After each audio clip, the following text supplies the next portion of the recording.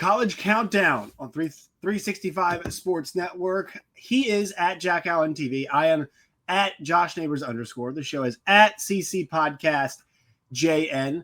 Like the video, sub to the channel, and also find us wherever you guys get your podcasts. So today's show, we'll talk some Lane Kiffin about the moral scruples, if you have any, about what's going on right now with him and the, multiple coaching searches that involve one Lane Kiffin. But first, talk about the college football playoff rankings that we saw last night, Jack. And have to say, too, an appearance by somebody that we are very familiar with, one Hunter Yurachek, the Arkansas athletic director, who got off to a great start last night. And I'm not sure who we talk about, who we blame here, but there's a lot to get to in these rankings. But the main thing is that when it came down to two teams, Miami and also Notre Dame, they have played each other. They are both 8-2 when it comes to the playoff rankings. And Notre Dame is, I think, what was it, 9? Yeah, 9. There you go. And then Miami is there at 13. And they asked them what the evaluation process was for them. And Hunter Yurachek went on to say that they were looking at their sample pods hadn't crossed, something along those lines. Whatever. Like the weird part was you get to see how they try to explain stuff, and you can use sample pods, data points. You can use strength of record and whatever. You can literally say whatever you want. They've played. The problem is that those two teams have played, and Miami won. And I know you separate them by 4. So I think what you're trying to attempt here, Jack, is to say that this 8-2 we like better than this 8-2, which I'm fine with because not all records that are the same are created equal. That's okay. But how did you feel about Hunter Yurachek attempting to answer Reese Davis's very pointed and good question to ask? Well, I think it's fair. And but I do think part of the issue is you look at the rankings and between 8, 9, 10, 12, 13, 14, 15, 18, 19, 23, and 24, you have 2 lost teams. So it's not like we're just talking about, hey, here are the 2 lost teams and they've played each other and we're putting the one that didn't beat the other ahead of each other. I think that what Hunter was getting at is that we look at the resumes of this team and we group them from their overall resume. And we look at their quality wins. We look at who their losses were against. And we kind of set them into groupings and where we generally think they stand in that lineup. And then with the teams that are close, when you look at the overall, then we go to head to head. And that's when you kind of sort things out in that way. Because when you look at Notre Dame, they've got wins over USC. They've got some other. They've beat the hell out of everybody, and they really exactly they've beaten everybody by a ton, and then they've also got a couple of quality opponent wins there, and they've looked really good. And their losses are to Texas A&M, who is an undefeated team in the SEC, by 1 point, and Miami week 1. Which at this point, how much stock do we put into like Notre Dame now compared to Notre Dame when they played Miami is a much different team, right? And so it's like, yes, head to head. But if you had 2 teams stacked up against each other late in the season, let's just say next week, and you were stacking up 2 teams, they had played. Do you think it matters when they played about whether one should be ahead of the other? I do. And especially whenever we're talking about it in this context where, because we can make the same point of, okay, you got Alabama, Vanderbilt, Oklahoma, like there's so many of these head-to-heads that go on by the time that you've got all of these 8-2 teams in a little mumbo jumbo bowl together. Yeah. How do you parse through them? Well, you got to parse through them and separate them at a preliminary cursory stage. And then we can go into the weeds of individual data points. Yeah. And especially a week 1 game, on the road, like, I don't know if I'm going to put as much credence into that as people want to roast Hunter Yurachek for. I don't disagree with that. I think the one thing I would push back to say is that the results do need to matter, right? And the thing is that because of the nature of college football, there are so few results, right? So when we talk about the NCAA tournament and we're comparing teams' resumes, if you give me a 30-plus game sample set and 19 of those are coming against, conference competition, so let's just say, like for Gonzaga, we're always concerned, okay, is Gonzaga ready to play against these, these big boys? Like, because they usually test themselves non-conference, we can tell. But then the conference schedule, we're like, yeah, I mean, are they ready to rise above again? But for like the ACC, for usually Big 12, SEC, in conference basketball, it's like, we know who you are. I'm able to usually make a pretty good judgment about whether a team should be able to make it or not. We only have 12 when it comes to football, and so I think it's like I've never been a four best team when it was four best teams guy. I've never been a 12 best teams guy. I really do believe it's more the resumes because you really at some point like need to be what your resume says you are, and like you can take in context like, and I'm not saying just look, Ole Miss beat LSU when they were ranked this number. No, but like if you watch that game, that's different. Those are two different groups. Like LSU's defense is still very, very good. LSU's offense, I know, is figuring out. Like that was a tight game between two very good teams, and I have no problem saying that. And so I think it's like you need to put a little bit of context, but also, I mean, eventually, like your resume is your resume, in my opinion. And so I think that I would always defer to a head-to-head result, just because I fear that day where we get the, like, let's just pick the 24/7 sports recruiting rankings because 100%. these guys are faster than everybody else. It's like, don't even play the Big Ten season because Ohio State's faster. Like, I'm afraid of that. That's what I'm afraid of when I think about the results part of it.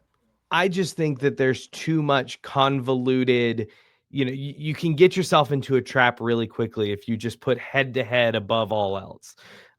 Because the reality is that upsets happen and teams that aren't better than other teams, just because you beat a team doesn't mean you're better than that team and that you should be ranked higher than that team. Totally. I mean, you look at, I'm saying similarly ranked. Yeah, no, I get that. I'm just saying, Yeah. Alabama beats Georgia. Does that mean Alabama's better than Georgia?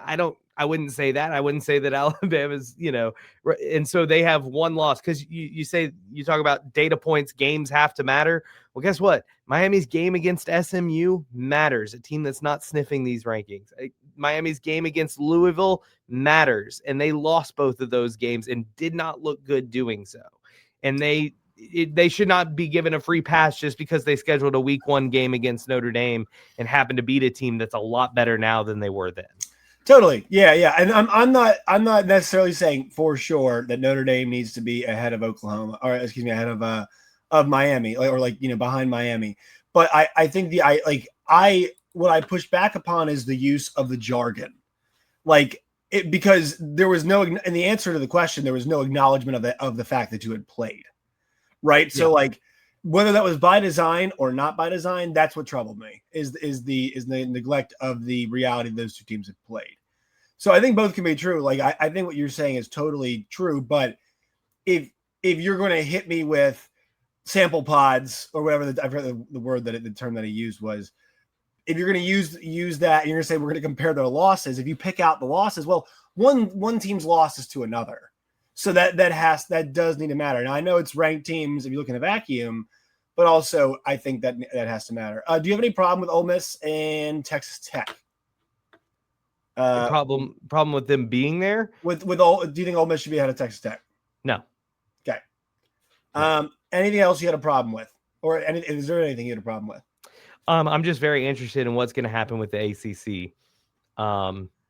It's getting scary hours because Miami might not make the conference championship. Oh, I mean, they're most likely not. More than likely not going to make the conference championship. And then you look further down the rankings, and you've got, Georgia Tech sitting there at 16, Virginia's at 19. Which almost feels like we don't know what to do with these teams, so we're going to stick them here. Yeah. And Louisville look terrible. They're just outside the rankings. So I'm just interested to see if there's a world in which, and I know it doesn't matter this year with the first round buys and all that kind of stuff, but where Tulane is not the or whoever is the G5 representative is not the worst conference champion, where the ACC is technically your G5 bid. Yeah, we're also we're spinning the G5 wheel right now because it's like one team's got the lead, the next team has the lead. We've gone through several iterations of Memphis, USF, North Texas to Tulane, and Tulane has now got the belt, it appears. I just wonder where James Madison factors into all of this. They're not, in the they're not in the top 25. They ranked them out of that. I don't know if they went the outside rankings last night, if they mentioned those, but I feel like JMU is creeping up on this. And just as on general principle, I feel like I have to, as a Virginian or former Virginian, I have to mention like that program went from FCS the last 10 years. I forgot when they made the transition. Is it the last 10? Yeah. Because they were playing for, they played for a national championship, I believe. And they petition for playing a bowl game, I believe, at one point. But for them to be in this spot, it just shows you like they've kind of taken the mantle of the App State, right? That school that was really good in the FCS ranks that, it's been a machine there. And despite the fact losing Kurt Cignetti, Bob Chesney has picked up right where Kurt Cignetti left off. And so that they appear to be in very good position. They play Washington State this week, but your thoughts on the G5 race, which has become very fun. And look, here's the cool part about it is because the schools are, these teams are more balanced, I'd say talent wise, not saying these teams could win multiple. Number one, they'll have a better chance at winning an individual game. But like, as you mentioned, if the ACC champion like does not play well, like I think the ACC champion's best probably does beat, JMU. But these teams, the ACC, are not playing their best football. So if JMU could easily, or a Tulane could easily beat one of them. So thoughts on that G5 race and kind of in context of the rest of the CFP? Well, it's very interesting because so many of these G5 coaches that are on these teams, you think Memphis, South Florida, Tulane, like they're the names that people are talking about for the open jobs. And it's been very interesting as someone who's covering a program that is currently looking for a new head coach, you keep an eye on these kind of things. And it feels like each time someone's name comes up, their team starts to look a little bit bad on the other end. And, you look at a USF falling, you look at a Memphis losing to Tulane, you look at Tulane, like every single time these names come up, it's like, oh, hang on, what's going on here? Which I think speaks a little bit to the parity of the G5, a little bit to how hard it is to win at that level at a consistent, you just don't have necessarily the ability to out athlete everybody every week. But it's almost a game of hot potato of who wants to be the coach that everyone's talking about this week. It was funny, a couple of weeks ago, we had Tulane fans tweeting out fake Ross Dellinger accounts about Ryan Silverfield going to Arkansas leading into that game. And it's a chaotic world down there, and it's been a lot of fun to follow. But I think whenever we talk about consistency, James Madison's been the one that's been the most consistent, 8 in a row, in a position, 7-0 in conference play. You would have loved to see them get a Power 5 win in the non-con. It didn't happen. But I still think that they're a team, like you said, in these last couple of weeks, if the chaos continues, they seem like a team that could just kind of ride the wave all the way to the end. I saw a Auburn account. I was like, can't wait to watch our guy this week. It was like a picture of John Summerall. And I'm like, he's still the Tulane coach, friends. Like it's, but it's like, it's like a soccer team, being like a Chelsea fan, being like, let's go watch the third tier game in, France to see the new kid that we're bringing over type stuff. But it's good to watch the single A baseball game to see our new prospect type deal. That's kind of the way it feels. All right, word from our sponsors. DraftKings will talk some coaching. One play can change a season. One upset can silence a stadium. With every snap, the stakes get higher, and no one brings you closer to the action than DraftKings Sportsbook, the #1 sportsbook for live betting. From live betting to odds, boosts, and so much more, DraftKings Sportsbook has everything you need to stay in the action from kickoff to the final whistle. New customers, this one is for you. Bet just $5, and if your bet wins, you'll get paid out $300 in bonus bets instantly. Own every Saturday with DraftKings. Download the DraftKings Sportsbook app and use code NEIGHBORS. That's code NEIGHBORS to turn $5 into $300 in bonus bets if your bet wins. In partnership with DraftKings, the crown is yours. Gambling problem? Call 1-800-GAMBLER. In New York, call 877-8-HOPE-NY or text HOPE-NY 467-369. In Connecticut, help is available for problem gambling. Call 8887-897777 or visit ccpg.org. Please play responsibly. On behalf of Boot Hill Casino and Resort, Kansas. 21 plus age and eligibility varies by jurisdiction. Fees may apply in Illinois, void in Ontario. Bonus bets expire 7 days after issuance. See sportsbook.draftkings.com/promos. NFL Sunday ticket offer for new subscribers only and auto renews until canceled.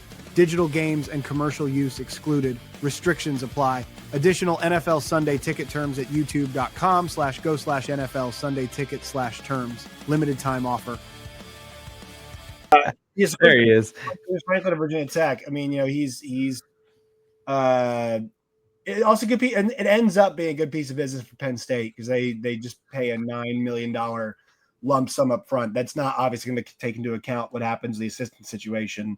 And I tend to think they got two pretty good coordinators on staff, so we'll see what happens there. But so ends up being a good piece of business for them. And Virginia Tech is to announce Franklin now, get a head start on recruiting, maybe pillage that Penn State class, and then also he'll be at the game this Saturday, I believe it is, and they take on Miami at 11 a.m. So thoughts on that, then we'll get to everything else.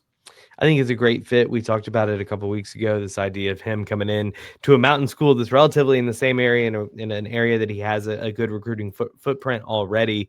I think it makes sense for him to kind of take this job in a place that, we just got done talking about how the ACC has so much turmoil. Like, it feels kind of like going into the Big 12 a couple of years ago where, you can go from last to first very quickly if you just make a couple of incremental steps. And I think that Virginia Tech, has the history, they have the fan base, they have the tradition.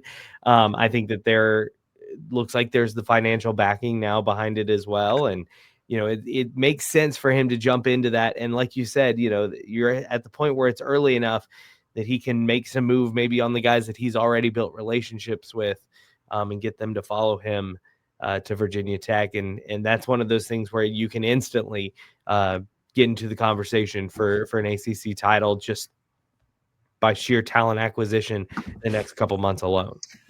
So let's just go like non-modern state of college football. Let's just take out what everybody says about transfers and NIL and all that kind of stuff.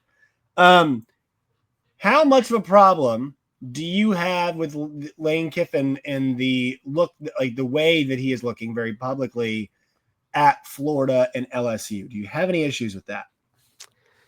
Yes, mainly because Ole Miss is still right in the hunt. I mean, they're a top 6 team in this week's playoff rankings. We've seen some Ole Miss players on social media. Lacey, I want to say, had a tweet that he retweeted or something that was just very like, hey, why is this coach kind of giving up on these guys and ruining a good season? Because that's what it feels like.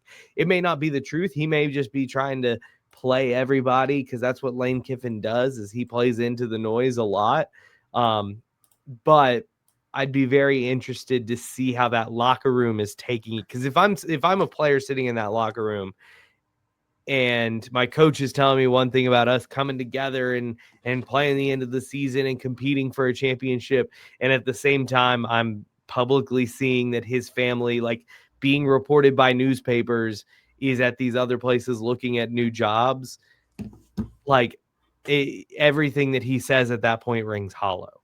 And so I don't know if that's how the players are taking it. If I was in that locker room, that's how I would be taking it. But so I mean, you think that his pursuit of these jobs should be quieter? I mean, it's because here's what the reporting was, that his family, not he, had gone. Because my thing is really, is there a good way to do this? Is there a way? And the reason why I don't fault him or fault any of these guys is because, I mean, in any profession, I understand integrity and whatnot. You got a bunch of people that you're leading, but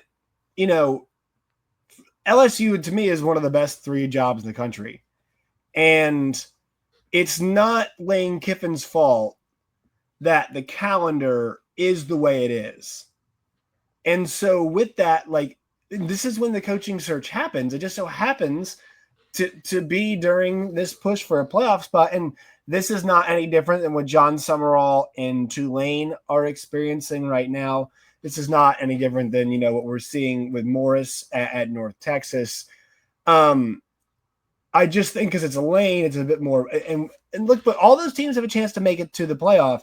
Is it because Ole Miss is better than those teams that we're talking about, Lane? Is it because it's Lane? Is it because a combination of both? Because I don't feel bothered by it. I don't feel like, I mean, if he quits, I think quitting's relative because Ole Miss has set this deadline all of a sudden that is a fictional deadline, and I understand why they want clarity on what's going to happen in their program, but man, the calendar is dictating what's happening here. It's not Lane Kiffin's fault that the portal opens in the second, and guys, when can guys sign? When's signing day?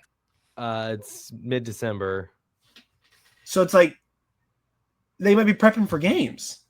And I mean, prepping for playoff games, I know people want to focus on that, but like you shouldn't be having to lock down a recruiting class and think about transfers. Well, like this is just a flaw in the schedule at this point. To me, I don't think it's not a personal. I don't think Lane Kiffin I don't dislike Lane personally because of this. There are reasons. There's some things I don't like Lane Kiffin. I do feel like he is a little bit dubious at times, but this does not make me feel like it's another straw in that bucket. I think my issue is less about him looking into other jobs, taking interviews, doing all that kind of stuff. It's the publicly leaning into it, the going on Pat McAfee's, the like knowing that there is noise and putting out cryptic tweets around it and just kind of playing the game publicly that I have a problem with. Like, I don't have a problem. Like, I get the whole, this is how the calendar works. He needs to take the interviews if he's interested, like power to him, do it.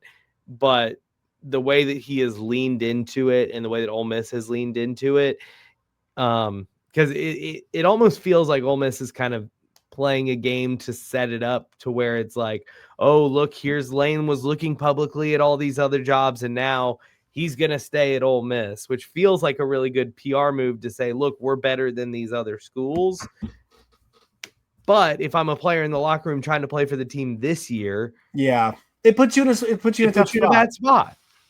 But like I said, always, I mean, and I've said this recently, and I'll continue to say it. I mean, these players got to think about what's best for them. I think Sam Leavitt caught some heat yesterday for the news that he is, they're shopping him. But like, if Sam Leavitt's my kid, I'm like, people can say what they want about you, but you play football, and you've already missed a few games this year because of injury, and you might go to the NFL and get hurt. You might not even make it to the NFL.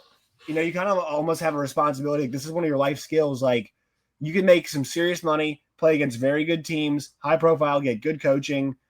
And it's not the first time he's already transferred too. And you have a chance to do that. And I know it makes people feel gross and whatnot, but like football, man, it's violent. And like basketball too, man, like these guys have a chance to make money off a sport they can't play for that long. I hate it's not going to make everybody feel good, but like grab the bag. Same thing here. It's like, look, man, Lane Kiffin was down bad for a while. And because of his name, because of other stuff, he's able to work his way back up. He's a good coach as well.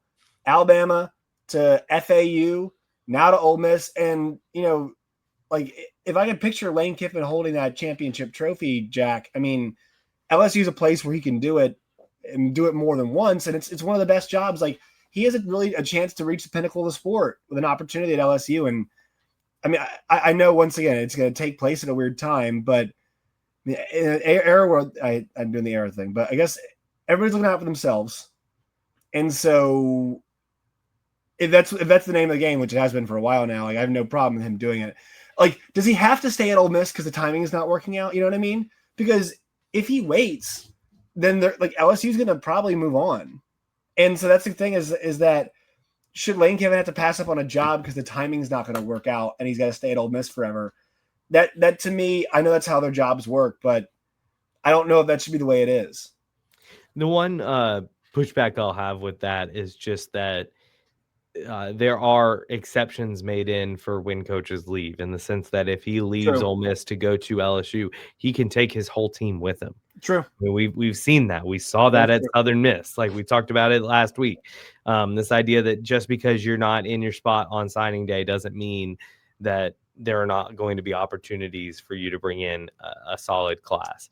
But what if he just ends up deciding to stay? Like, what if he's like, all right, the plan is for me to coach it out, then I'll go to LSU. And what if he coaches it out and it's like, you know what, I want to stay? It puts LSU, not that I feel bad for LSU, but it puts LSU in a bad spot then, right? Because the guy they were waiting on, is gone. Mm-hmm. And then all of a sudden it's like, who's going to coach LSU? Like LSU not knowing who their coach would be crazy, but it might, I'm just, they have to figure out the calendar. Josh Pate said this too, that what that comes down to me is stop treating these kids like they're normal college kids. They're not. Like, they should almost be on a different college. Once again, they're not normal college kids. They're not. To me, the solution is that coaches need to give up on putting so much importance on spring ball. What? So back up the spring ball, essentially. Well, no, I'm saying that they need to accept the fact that there are going to be players that come into their program during the summer. Don't they? I mean, when does spring ball end? When was that second portal window? Because I know they closed it. Well, so it would be you'd have a portal before the spring semester and then a portal after the spring semester. Right. Yeah. And so players would either enroll before January, whatever their school's enrollment deadline is. Yeah. Or they would enroll for the summer. Right. And the problem is that coaches are so desperate to get every kid on campus for spring practice that they need the window to happen before universities let them enroll kids. Yeah, I mean, the thing about enrolling is like they should be able to make a system where, hey, get these kids to take whatever BS classes they need to take online, so they can join whenever they want. So that first semester can just be online, and then they can join like a normal student. Like, because once again, this is not education, and we got to stop. I understand what you're saying, but this sport will be better off the day that we admit this is not about education. Like, it was simple, but Cardell Jones had it right. They're not here to play school. And I always say it too. Josh Dobbs, probably one of the smartest guys ever in the SEC to play football, aerospace engineer, still playing football, right? He ain't going up in the rocket ship. He's still playing football. So, and what's going to bother me always too at the University of Missouri that our athletes weren't allowed to be in journalism classes because the amount of time it took up when a lot of athletes find themselves eventually in media. And so, that always rubbed me the wrong way. It's like, this is not the kind. These kids should be getting an actual education, not one that just keeps them eligible, right? Paper classes, or not letting them do this, not letting them do that, this major because it takes too much time. And I'm sure, like a lot of schools, like how many engineers do you hear about playing college football? Like a lot of general studies majors. Yes, look at the rosters for basketball and whatnot. So that to me is the thing is that, and I think it'll happen eventually. But like, if we're going to run this thing like a business, run it like a business then, and stop making the school and the business part of it match up, because it's not going to. It's supposed to be higher education. It's not though. So that's just my big qualm with it. Because I think it's circled back around. Like, would we be having this conversation if the calendar were not the way it is? Well, I mean, we would not. But to my point, if coaches were okay with their freshmen not getting there to the summer, like, then the whole reason that the early signing period exists so early is that kids can be signed before Christmas, be enrolled by January, and be on the field for spring ball. Yeah.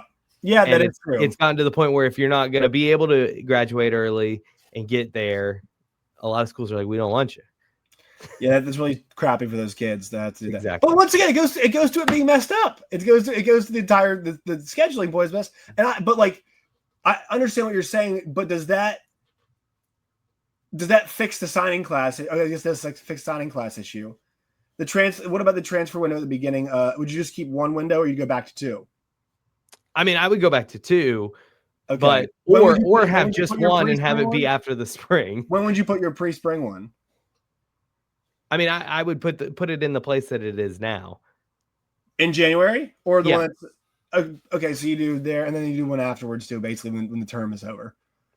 Yeah. Well, that was a suggestion they had before, but also, well, you need to have your championship games done by then as well too, right? Yeah. I mean, that's a big part of this also. Yeah, the schedule needs some help. It needs some help.